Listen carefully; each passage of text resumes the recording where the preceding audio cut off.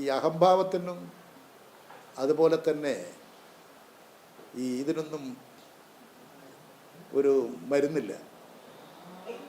എനിക്ക് തോന്നിയൊരു കാര്യം, നിയമസഭയിൽ പ്രതിപക്ഷ നേതാവ് വി ഡി സതീശൻ കൊള്ളില്ല. അയാൾ ഈ പ്രതിപക്ഷ നേതാവാകാൻ പറ്റുന്ന കഴിവുള്ള ആളല്ല.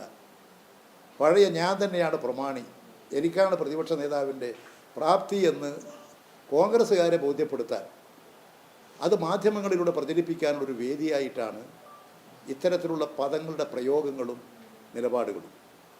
കാരണം അവിടെ ചർച്ച ചെയ്യപ്പെടേണ്ട വിഷയം ഏതാണ്? ഇന്ന് നമ്മുടെ സമൂഹം അനുഭവിക്കുന്ന, നമ്മുടെ കുട്ടികൾ അനുഭവിക്കുന്ന, വിദ്യാർത്ഥികൾ നേരിടുന്ന ഗൗരവമേറിയ മയക്കുമരുന്നിൻ്റെ വിഷയമാണ്.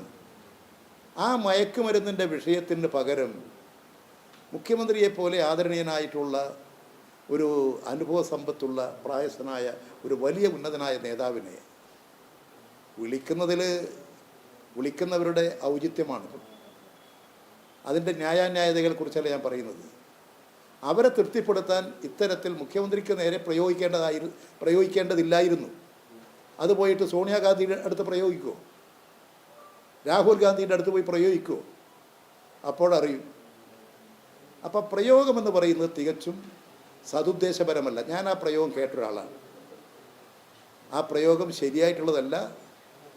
അത് വി ഡി സതീശനെ ചെറുതാക്കാനും പ്രമാണിത്വം കാണിക്കാനുമുള്ള ഒരു നിലപാടിൻ്റെ ഭാഗമായി വന്നു എന്നുള്ളതാണ് എൻ്റെ ഒരു തോന്നൽ.